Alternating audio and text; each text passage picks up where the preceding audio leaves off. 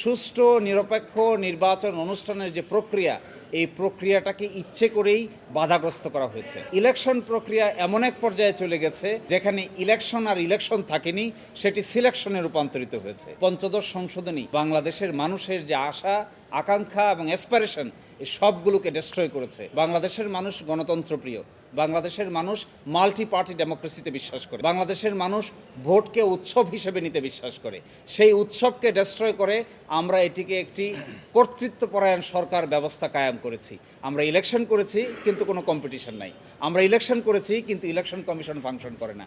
আমরা ইলেকশন করেছি কিন্তু সেখানে বিচার বিভাগের কাছে এসে কোনো প্রতিকার পাওয়া যায়নি। সেই ইলেকশন করতে গিয়ে একটি ইউনিয়ন পরিষদের ইলেকশন, একটি ওয়ার্ডের ইলেকশন, একটি পৌরসভার ইলেকশন, ইভেন একটি সিটি কর্পোরেশনের ইলেকশনকেও সিস্টেমটাকে ডিস্ট্রয় করে বাংলাদেশ একটি কর্তৃত্বপরায়ণ দেশে রূপান্তরিত হয়েছিল।